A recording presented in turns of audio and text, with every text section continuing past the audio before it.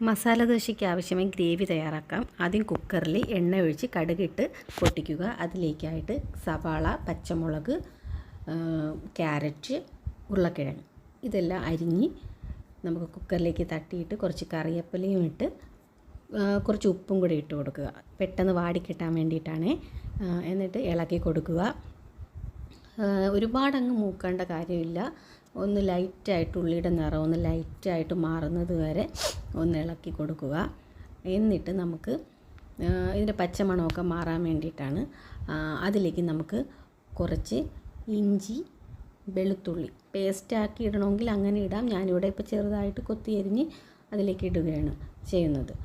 അതും കൂടെ ഇട്ട് ഇളകാം. കാര്യം നമ്മൾ ഉരുളക്കിഴങ്ങും ഒക്കെയല്ലേ യൂസ് ചെയ്യുന്നത്. അപ്പം ഗ്യാസിൻ്റെ പ്രശ്നമുള്ളവർക്ക് ഇതിടുന്നത് നല്ലതാണ്. നമുക്കത് എന്നിട്ട് നല്ലപോലെ ഒരു ഇളം ചൂട് വെള്ളം ഒഴിച്ച്, ഒരു ഗ്ലാസ് വെള്ളം ഒഴിച്ച് ഒന്ന് വേവിച്ചെടുക്കണം. നമ്മളിപ്പോൾ കുക്കറിൽ വയ്ക്കുന്നതെന്ന് വെച്ചാൽ ഞാൻ അതിൽ എളുപ്പത്തിന് വേണ്ടിയിട്ടാണ്. വിസിൽ വെക്കുമ്പോൾ പെട്ടെന്ന് വെന്ത് കിട്ടും. അല്ലാത്തുള്ളവർക്ക് അല്ലാതെയും ചെയ്യാം. ഞാൻ വയ്ക്കുമ്പോഴെല്ലാം കുക്കറിൽ തന്നെയാണ് ചെയ്തെടുക്കുന്നത്. പെട്ടെന്ന് കാര്യം കഴിയുകയും ചെയ്യുമല്ലോ. പിന്നെ അതിലേക്ക് നമുക്ക് കുറച്ച് ഒരു 1/4 ടീസ്പൂൺ മഞ്ഞൾപ്പൊടി ഇട്ട് കൊടുക്കുക. പിന്നെ ഗരം മസാല, അത് ഒരു 1/2 ടീസ്പൂൺ ഗരം മസാല അതുകൂടി ഇട്ട് കൊടുക്കുക. ഞാനിത് രണ്ടുമാണ് യൂസ് ചെയ്യുന്നത്. മുളക് പൊടിയോ മല്ലിപ്പൊടിയോ ഒന്നും ഇടാറില്ല.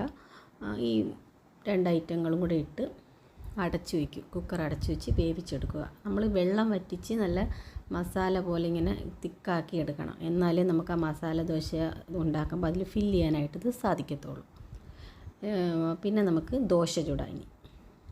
ഞാൻ ദോശ പാൻ എടുത്ത് വെച്ചു, എണ്ണ തടവി. അതിലേക്ക് ഞാൻ തലേന്ന് ആട്ടി വെച്ച ദോശമാവുണ്ട്. അത് നമ്മൾ മസാല ദോശയ്ക്കാകുമ്പോൾ നല്ല തിന്നായിട്ട് നല്ല കട്ടി കുറഞ്ഞ രീതിയിൽ ദോശ പരത്തിയെടുക്കണം. അതാകുമ്പം നല്ല സോഫ്റ്റായിട്ട് ക്രിസ്പി ആയിട്ടിരിക്കും മസാല ദോശ.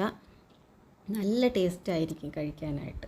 നമ്മൾ കട്ടിക്ക് മാവ് കോരി ഒഴിക്കുമ്പോൾ ഭയങ്കര കട്ടിയായിരിക്കും. ഇതാകുമ്പോൾ നൈസായിട്ട് ചുട്ടെടുക്കാൻ പറ്റും. അതിലേക്ക് നമുക്ക് ഒരു ടേസ്റ്റിന് വേണ്ടിയിട്ട് നമുക്ക് നെയ്യ് വേണമെന്നുള്ളവർക്ക് ചേർക്കാം, ഇല്ലെങ്കിൽ ചേർക്കേണ്ട കാര്യമില്ല. ഞാനിപ്പോൾ ഒരു തുള്ളി നെയ്യ് കുട്ടികൾക്കൊക്കെ കൊടുക്കുമ്പോൾ അവർക്ക് ഇഷ്ടമാവും.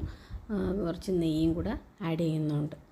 എന്നിട്ട് നമ്മൾ ചെറിയ തീയിട്ടിട്ട് വേവിച്ചെടുക്കുക ദോശ.